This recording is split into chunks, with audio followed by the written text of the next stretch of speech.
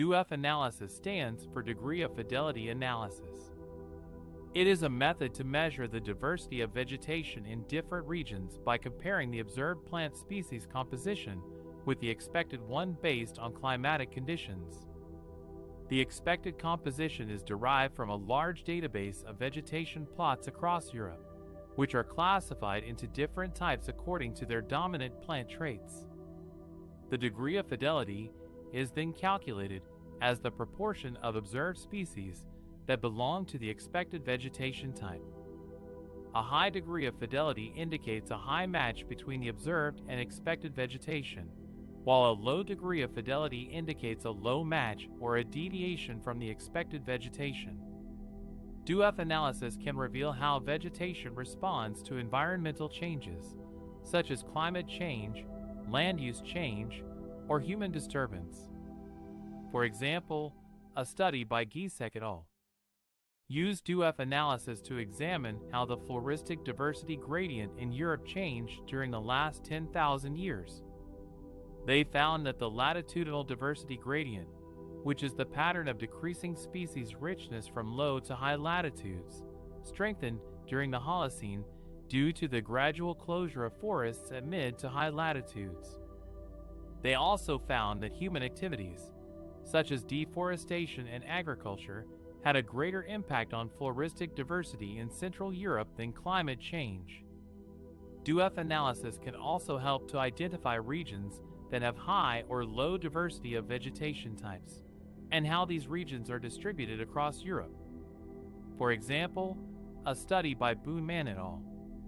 Used DoF analysis to analyze functional and taxonomic richness of European grasslands along climatic gradients. They found that functional and taxonomic richness were high at intermediate minimum temperatures and wide temperature ranges, and low at low minimum temperatures or narrow temperature ranges. They also found that functional richness increased and taxonomic richness decreased at higher minimum temperatures and wide annual temperature ranges. They suggested that these patterns reflect different strategies of grassland plants to cope with climatic variability and stress. DoF analysis is a useful tool to understand the diversity of vegetation in Europe and how it is influenced by various factors. It can provide insights into the past, present, and future dynamics of vegetation and its implications for biodiversity conservation and management. The rate hike by the European Central Bank, ECB, is a measure to curb the soaring inflation in the Eurozone, which reached a record high of 8.6% in December 2021. However, this decision also has significant implications for the vegetation of Europe, which is already facing multiple challenges from climate change, land use change, and pollution. One of the effects of the rate hike is the depreciation of the euro against other major currencies, such as the US dollar. This makes European products cheaper in foreign markets, boosting exports and economic growth. However, it also increases the cost of imports, especially of energy and fertilizers, which are essential for agricultural production. This could reduce the profitability and competitiveness of European farmers, who may have to cut down on their inputs or switch to less productive crops. This could lead to a loss of biodiversity and ecosystem services provided by agricultural landscapes. Another effect of the rate hike is the increase in bond yields, which reflects the higher cost of borrowing for governments and businesses. This could hamper public and private investments in green infrastructure, such as forests, wetlands, and urban parks, which provide multiple benefits for climate mitigation, adaptation, and human well-being. Moreover, higher interest rates could also discourage households from spending on environmentally friendly goods and services, such as organic food, renewable energy, and ecotourism. This could reduce the demand and incentives for green innovation and consumption. A third effect of the rate hike is the potential slowdown in economic growth and employment, as higher interest rates dampen consumer and business confidence and spending. This could increase social inequalities and poverty, which are often associated with environmental degradation and overexploitation of natural resources. Furthermore, lower economic activity could also reduce tax revenues and public spending on environmental protection and conservation programs.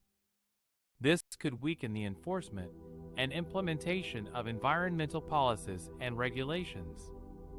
In summary, the rate hike by the ECB could have negative impacts on the vegetation of Europe in different ways, such as reducing biodiversity, increasing drought stress, or altering ecosystem services. These impacts could vary across regions and sectors depending on their exposure and vulnerability to the changes in exchange rates, interest rates, and economic activity. Therefore, it is important to monitor and assess these impacts and to design appropriate policy responses to mitigate or adapt to them. The rate hike by the European Central Bank, ECB, is a measure to combat the high inflation that has been affecting the Eurozone, especially due to the rising energy prices caused by the war in Ukraine and the supply bottlenecks.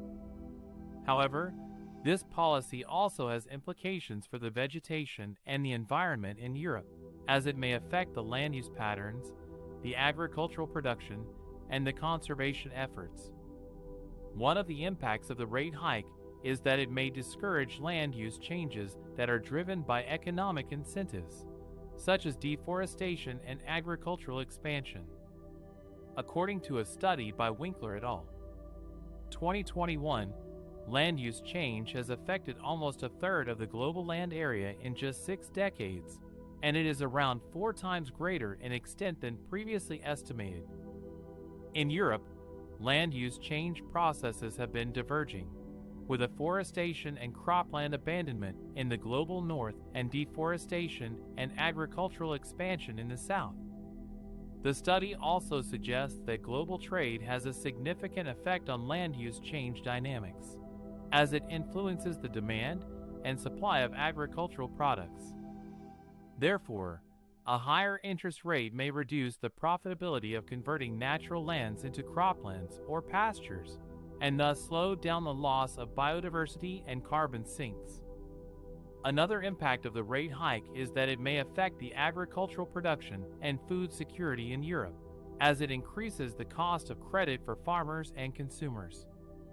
This may lead to lower investment in inputs, technologies, and innovations that could enhance the productivity and sustainability of agriculture.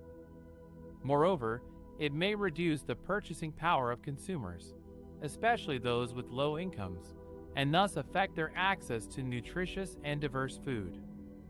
Therefore, a higher interest rate may pose challenges for achieving food security and adapting to climate change, as it may limit the options and resources available for farmers and consumers.